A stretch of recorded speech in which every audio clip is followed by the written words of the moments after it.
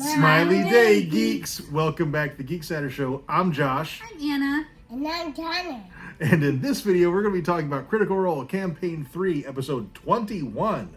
So if you haven't seen it yet and you want to avoid any spoilers, skip this video and come back later because everything we say from this point forward is going to be a spoiler. So the first half of this episode was super long. It was like 2 hours and change long. Yeah.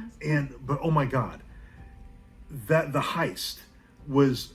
If you want to learn how to like do a dungeon crawl without a ton of combat and lots of puzzles, watch this episode. It's like a master class in how to do it. This was a great heist. Like, it was super enjoyable and like realistic for the technology and stuff available, and it was just really, really cool. And there was like some humor thrown in where two of the two members of the Verdict were kind of like the wet bandits, and from Home Alone. Yeah, like it was really well done. And then Imogen setting them on fire. Oh my God, I died. She hit them three times. Three times. Fire. Yeah. I did do it one time.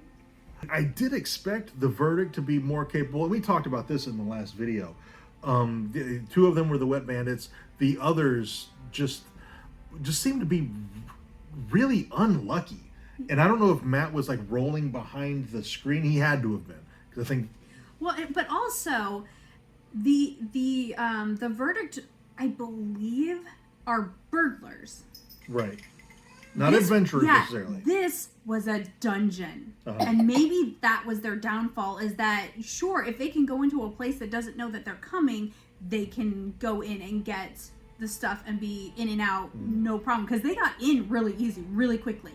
Like, they knew what they were doing to get into that house, and they were in. And from multiple entrances. And once inside, they knew how to fan out and search. The problem was this was a dungeon, and they were not prepared for that. And they're not adventurers. No. Like you said, they're burglars. Yeah, they're burglars. That Golem fight got real scary there, right? I mean, not Imogen. Laudna went down right out of the gate. Yeah, the first hit. Yeah, well, it was two hits, and were the opportunity attacks? Yeah, it was a reaction. It was two attacks of opportunity, and Laudna's down, taking like almost 50 points of damage. Yeah. It was crazy. Yeah, it was really... that fight was very tense. I actually expected them to run, and that is what they tried to do, and it didn't work, but I did not think that they would survive that fight if they fought it. So that was...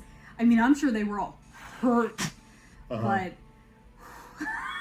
it was oh man, I want to go back and re-watch that first part, because I like dungeon crawls. I like playing dungeon crawls. I don't particularly care for running dungeon crawls. I'm just not very good at it. And like I said, this was a master class, and I want to rewatch it because there's some things that I think I can take from and learn a lot from this particular episode. And unsurprisingly, Bell's Hells did steal a few items. The journal they stole, and of all the items that I really wanted to be real, I wanted that journal to be real, but no, it was a forgery. Yeah, and not even like a purchased forgery. He fucking wrote it himself. Yeah. With the ellipses but and that everything. Seems so on brand. It does seem on brand for him. But it was just, I was like, man, everything in this entire museum is fake except for that journal. Yeah. And then we find out, no, that's definitely a fake. And then also we find out for sure that the beacon cage is fake, because they found Ashton found an invoice for it. I feel like the helmet that Ashton took might be legit. Yeah, they didn't inspect that, did they? No, they didn't. I think that might be legit. That's actually a little. I'm very interested in what's going on with Ashton and that armor, because it's from a cult village, the Hashari, and they made sure, they went out of their way to make sure that they got some part of that armor, and then they didn't ask anybody to look at it. Yeah. They just put it in their bag and then just didn't bring it up again, and it just seems really weird, a little suspicious. I think FCG is going to bring that up at some and I point. want to know what's going on. I do think next episode's going to be like RP heavy, because they have a lot of things to talk about. So maybe that's when it'll get brought up. And that surprised me about the second half of the episode, is going back to Drusar there was basically no RP there that for, was very surprising. A few days of travel. And I don't know if that was the RP that they have is heavy. It's going to be heavy and RP. It takes time. Well, not only just time. I'm thinking from a character perspective, not even from a filming perspective. This is some heavy shit they have to talk about, and they might. Like, especially Orm. Orm has a few things he wants to talk to people about, and he might not want to bring it up because it could be an emotional thing for the people, like Chetney. And that could, they needed to be on their guard to get back to Drusar. Yeah. I was surprised that they did one watch, I think, for the whole thing. Yeah. And it wasn't like a 2-person watch where they RP or anything. It was like, I think, it was just one person Orm rolled. It was just Orm rolled, yeah. So I also think Matt wanted to speed through that part to get to, because they leveled up after this episode. So I think he wanted to get to a specific point, and having them roll 3 watches a night for 3 or 4 nights. Yeah, that takes a while. That's going to take a while, and I think Matt had a specific spot where he wanted to get to because he knew they were going to level up. Yeah, and also. One of the biggest things for a DM that a lot of new DMs don't consider is don't make your players roll for stuff that you don't have consequences for. So if he didn't have prepared, a week's worth of watch battles, the potential encounters, potential encounters, why would you make your players roll for it? Yeah. Because then if they roll badly, what are you going to do? You have to have something prepared, otherwise why did you make them roll? Yeah. And Matt doesn't do that. He doesn't make his characters or his players roll unnecessarily. If you're rolling, he has a plan if you fail. Yeah. So maybe he only had one possible encounter if they rolled poor enough. Yeah. There were 3 things that I can remember, because we watched this a couple days ago. We had a sick little boy, and it's hard to do things when you have a sick little boy. But there were 3 things that stuck out to me. The first one you just mentioned, Chetney at the toy store. Yeah, and that's going to be a conversation, I think. This was one of the RP, like, speaking of things, I think next episode, Orm and Chetney, or with the group Orm's going to bring up, Chetney's interaction at the toy store, and that really bizarre thing with, I forget the guy's name. Almost altercation regarding Olgar. Olgar. Yeah. There's something going on there, and I think Orm's going to push that. But that's, again, that could have an emotional response, so maybe that's why he didn't do it until after they got back to Drusar. And also, I think Orm wants to talk to Chetney about the scratch. The scratch, absolutely. Yeah. Again, that could get really emotional. So, it makes sense that he would wait to bring that up until they got back to Drusar. Another RP thing that I think is going to happen once they get to Drusar is when Chetney and Orm were coming back from the toy store, they ran into Astani, and he gave them some information that definitely is going to push them in the direction that we thought they were going to go to. It's a city that starts with a Y, like Yeo or Yeast. Oh golly! Now, if you hadn't mentioned it, I would know what it was. Eeyore, not Eeyore. No, that's a character from Winnie the Pooh. It's like Eos or something like that. Eos, that is that it? Yeah. But it's definitely going to be pushing them in that direction.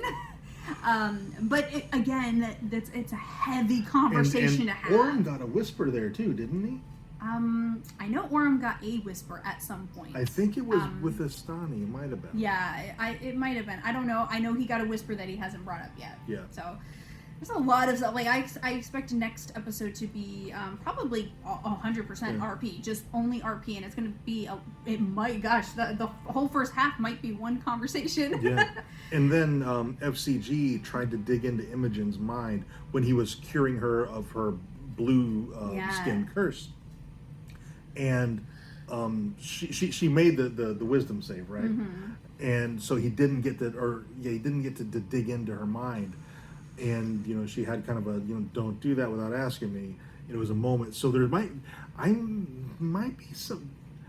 I anticipate that there might be some tension between Imogen and FCG, whereas they've been very friendly, so far, and so maybe they might be less friendly.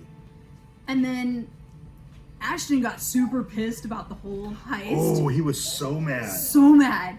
And they were gonna do something because he's like, this is a grudge now, and we're taking care of this. And he went back and forth between a couple of things that he could have done, and then they I really decided, wanted them to get the jacket. Oh, I know. I kind of wanted them to punch him in the face and take the jacket, but well, and they were like, he's going to give me the jacket. Yeah. I'm like, I want to see that. Yeah, it's probably good that they didn't go that route because the guy had 2 guards with him, and they were all really fucked up. And this is a person who clearly has a lot of money. Do you want to make an enemy of that person? Yeah, exactly. So I do like that they ended up deciding to check out the office, and fucking Ashton lockpicked the fuck Natural out of that 20. drawer. Click, click, clack, Yes. open. Opened the drawer and found papers. It was really cool that they were blank because this is the second time Matt's used this, but the first time the Mighty Nine never figured it out and never really looked back into it. It was really early in the campaign. Bo found some papers. I got some papers, and when she looked at them later, they were blank, and they never figured out how they worked. But this time, they did.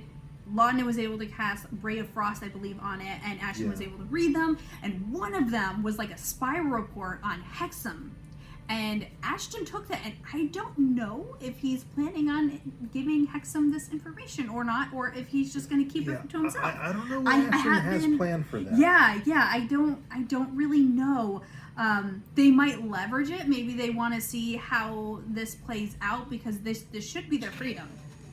They won, so this should be their freedom. So if she doesn't hold up, maybe he'll use it as a bargaining tool. Maybe that could be it. Yeah, like I think he's holding on to it for now because they're just not sure what they want to do with it. And the other papers were basically proof that everything in the library, the museum is fake. Yeah, there was an invoice for the beacon and stuff like that. But that was the one piece of paper that was really important was the one that spy report for Hexam. Yeah. So there's a lot gonna happen here in the next few episodes. The goings on underneath Drusar has not been resolved yet. No. So I don't know. Are they just gonna leave and peace out and let other people handle that? See, I think that's more like a long game thing. I don't think they're meant to go down there and solve that because they would die. Like I don't think they can handle that slug mother thing. Yeah, the brood mother or whatever she is. But now the Green Seekers are aware of it. It's people have had their attention brought to it. I'm sure Matt's going to have a way to where they can leave, and it'll probably come back later that they'll have to deal with it. They have to go talk to Gianna, and I'm wondering if that the guy, if he's going to hold up to his end of the bargain and let her know that they did in fact win. Because it's kind of his word against... He said he would get a message to her. Yeah. And who knows if he actually will, in order to save face. Because apparently, embarrassment is a thing for him. Yeah. And sooner or later, he's going to notice that somebody stole all those papers. Yeah. Ashton was smart enough to relock that. So that's going to get a little bit of time. Yeah. But he's going to notice it sooner or later. Yeah. So who knows how that's gonna go? I don't trust Gianna. She gives villain vibes to me, so I don't know how that's gonna go. But I imagine the first half of the episode is gonna be them reporting to Gianna and getting that sorted, and then the second half is gonna be RP when they go back to the inn for the night, and that's when they're gonna talk about Chetney going feral on Orem. What the fuck was up with Chetney in the toy store and Astani, and then that's where I think they're going to make their plans to maybe go to Eos with a quick check-in for Lord Estros. And that's going to be some prolonged journeying unless they get like an airship, and I don't know if we know that Eos has a skyport. Yeah, I don't know. I don't know if it does. Yeah, who knows? But I'm really looking forward to the travel coming up, and I'm looking forward to seeing Eos. And I kind of don't want them to be able to get a skyship there because to get to Eos they have to go through Hellcatch Valley, and that's where Ashton is from. Yeah. So there's some great potential for backstory there. Yeah, and I think that's probably where the nobodies are. Probably. The no-berries. Wow. The no-berries. Yeah. So I think that's all we have for this video. If we missed something or something you think we should have talked about that we didn't, let us know down in the comments. Also, if you enjoyed this video, please let us know by dropping a like on it and subscribe to our channel if you haven't already. And thank you so much for watching, and we'll see you next time. Bye. Bye. Bye.